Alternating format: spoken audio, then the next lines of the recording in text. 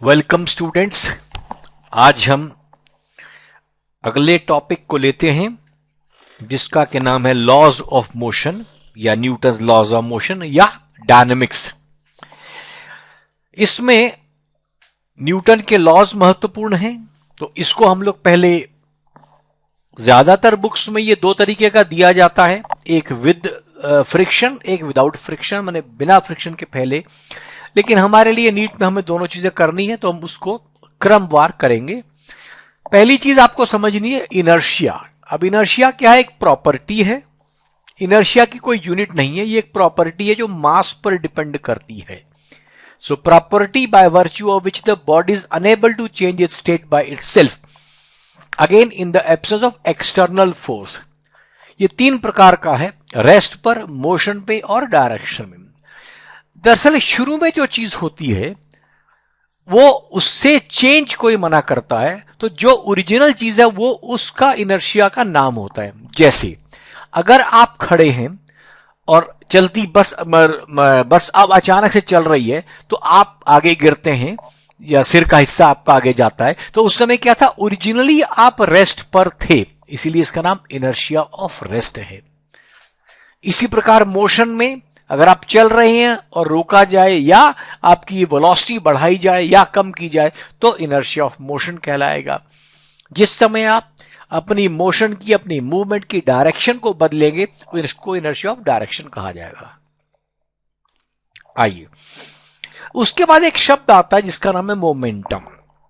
अब तक तो आप बहुत डिटेल में समझ चुके होंगे कि मोमेंटम भी अपने आप में एक वेक्टर क्वांटिटी है और इसकी डायरेक्शन वही होती है जो वेलोसिटी की होती है, क्योंकि it is given as mass into velocity. तो मास का तो स्केलर क्वांटिटी है, वेलोसिटी की डायरेक्शन होती है, तो जो वेलोसिटी की डायरेक्शन है वही मोमेंटम की डायरेक्शन कही जाएगी और उसकी यूनिट किलोग्राम मीटर पर सेकंड होती है। अब अगली चीज सेकंड लॉ, सबसे ज्यादा इंपॉर्टेंट लॉ जो है वो सेकंड लॉ ही है। वो ये आपको फोर्स के बारे में बताता कि फोर्स क्या है, product of mass into acceleration एक तरीके से जो नॉर्मली कहा जाए, या दूसरे शब्दों में force is basically rate of change of momentum, माने मोमेंटम अपॉन टाइम का नाम ही फोर्स है। और इसके साथ आपको समझना है कि एक होता है इंपल्सिव फोर्स। इंपल्सिव फोर्स क्या होता है? जब एक बहुत बड़ी फोर्स बहुत कम समय के लिए लगे, एक बहुत ज्यादा फोर्स बहुत कम समय के लिए लगे, तो उस टाइप की फोर्स को हम इंपल्सिव कहते हैं। जैसे बॉल को बैट से मारना, जैसे हथौड़े पर कील मारना, इस प्रकार की फोर्सेस। तो इंपल्सिव फोर्स तो वेक्टर ही होती है, लेकिन इंपल्सिव फोर्स के बाद जो वर्ड पूरा इंपल्स है that is force into time. तो force into time is impulse. Basically force और टाइम का जो ग्राफ का एरिया होगा, एफटी ग्राफ का जो एरिया होगा, वो इंपल्स होता है और impulse mathematically change in momentum के बराबर होता है। अगर आपसे मोमेंटम पूछा जाएगा तो उसकी यूनिट किलोग्राम मीटर पर सेकंड होगी, परंतु यदि आपसे इंपल्स पूछा जाएगा तो वो न्यूटन सेकंड होगा। परंतु दोनों चीजें हमारे पास एक ही हैं, तो फोर्स टाइम ग्राफ के बीच में जो मिलता है, फोर्स टाइम ग्राफ का जो एरिया होता है, that will give you the impulse, और वो चेंज इन मोमेंटम के बराबर है। अब थर्ड लॉ हमारे को बताता है कि हर एक्शन का इक्वल एंड ऑपोजिट रिएक्शन होता है। इसमें सबसे पहली बात आपके दिमाग में ये आनी चाहिए कि अगर एक्शन और रिएक्शन एक दूसरे के हमेशा ऑपोजिट है तो ये कैंसिल क्यों नहीं करते? ये कैंसिल इसके लिए नहीं करते क्योंकि एक बॉडी पर एक्शन है और दूसरी बॉडी पर reaction, because they act on different bodies. अब हम आते हैं अगले लॉ पर जो बहुत महत्वपूर्ण लॉ है कंजर्वेशन ऑफ मोमेंटम का, कि momentum of an isolated system of interacting particles is conserved. अब ध्यान दीजिएगा, ये कंजर्वेशन ऑफ मोमेंटम कहता है कि अगर आपने फोर्स किसी पार्टिकल पर बाहर से नहीं लगाई तो मोमेंटम कंजर्व होगा।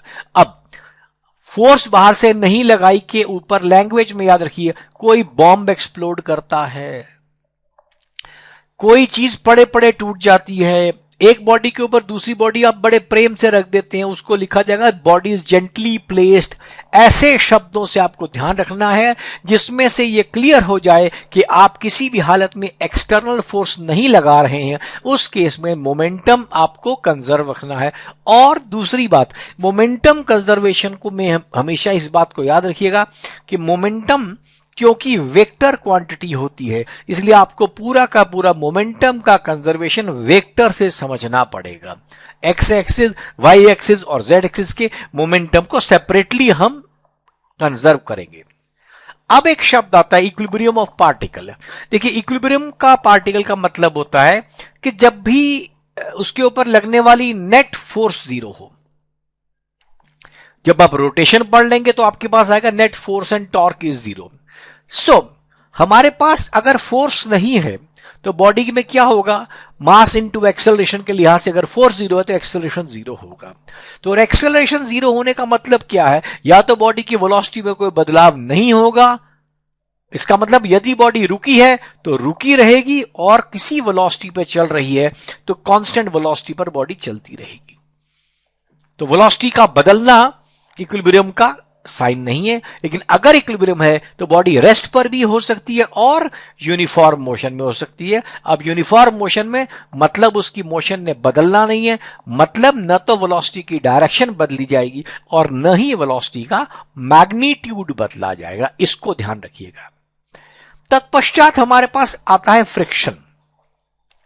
फ्रिक्शन के बारे में, ये फ्रिक्शन हमेशा एक फोर्स होती है जो सरफेस के ऑपोजिटली काम करती है। जिधर, अब इसकी डायरेक्शन को ध्यान दीजिएगा, जिधर बॉडी चल रही है या चलने की कोशिश कर रही है, इसको हम अंग्रेजी भाषा में कहते हैं whether the body is in moving और is impending to move. Impending मतलब अब चलने वाली है, तो उस डायरेक्शन में जो मोशन होती है उसका डायरेक्शन के ऑपोजिट लगती है फ्रिक्शन फोर्स। फ्रिक्शन डिपेंड किस पर करेगी, ये सरफेस पर डिपेंड करेगी और नॉर्मल रिएक्शन पर डिपेंड करेगी। तो फ्रिक्शन इन दो चीजों पर डिपेंड करेगी। कभी भी फ्रिक्शन रिलेटिव मोशन में डिपेंड नहीं करती है, जो कि आपके पास विस्कोसिटी में आप पढ़ेंगे वो वेलोसिटी पर डिपेंड करती है। इनफैक्ट सॉलिड फ्रिक्शन और लिक्विड फ्रिक्शन में यही एक बहुत बड़ा फर्क है कि सॉलिड फ्रिक्शन एरिया पर डिपेंड नहीं करता और वेलोसिटी पर डिपेंड नहीं करता, जबकि लिक्विड फ्रिक्शन यानी विस्कोसिटी एरिया पर भी डिपेंड करती है और वेलोसिटी पर भी डिपेंड करती है। अब आइए फ्रिक्शन के लॉज समझिए।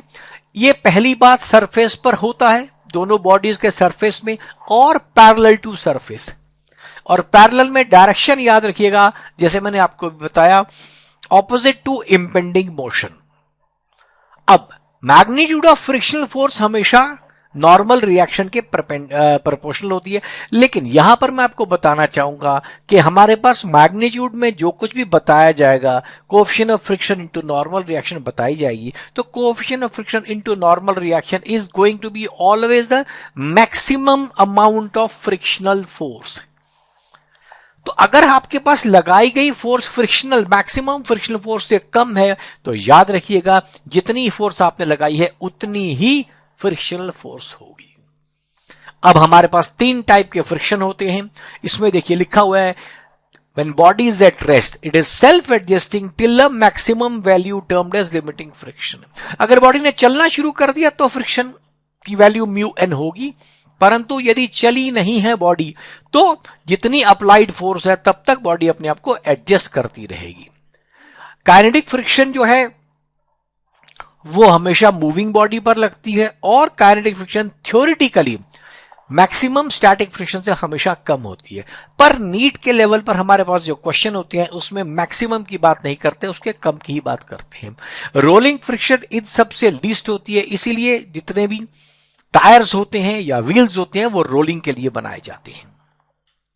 आइए अब जितने भी हमारे पास problem Newton laws of motion के ऊपर होंगे उनके बारे में आप कॉन्टेक्स्ट समझ लीजिए। पहली बात तो यह है, आप सबसे पहले दिमाग में न्यूटन के फ्री बॉडी डायग्राम बनाइए, बिल्कुल साफ डायग्राम बनाइए कि आपके पास फोर्सेस कहां कहां लग रही हैं। उसके बाद आपने ये स्टडी करना है कि कौन सी बॉडी को आपने स्टडी करना है, आप किसके ऊपर नेट फोर्स चाहते हैं। कई बार 2-2 3-3 ब्लॉक पड़े होते हैं, तो आप किसके ऊपर नेट फोर्स चाहते हैं उसको अलग से आइसोलेट कर दें और उसके ऊपर फ्री बॉडी डायग्राम बनाएं। फ्री बॉडी डायग्राम का मतलब उस पर लगने वाली सारी फोर्सेस को आप उसमें एक्सप्लेन करें। अब समझना यह है कि आपने देखिए बॉडी जब भी मूव करेगी तो एक पर्टिकुलर डायरेक्शन में ही मूव कर पाएगी। तो जिस डायरेक्शन बॉडी मूव करेगी उस डायरेक्शन में F = ma फोर्स लग जाएगी, और जिस डायरेक्शन बॉडी मूव नहीं करती है उस डायरेक्शन में net force will be 0।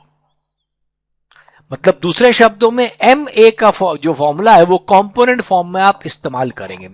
Normal reaction हमेशा मतलब एडजस्ट कर जाएगी अपने आप को। इसी तरह टेंशन हमारी हमेशा आप निकाल सकते हैं, टेंशन हमारे पास रोप में होगी। एक बात याद रखिएगा, टेंशन और नॉर्मल रिएक्शन की वैल्यू कभी नेगेटिव नहीं होगी।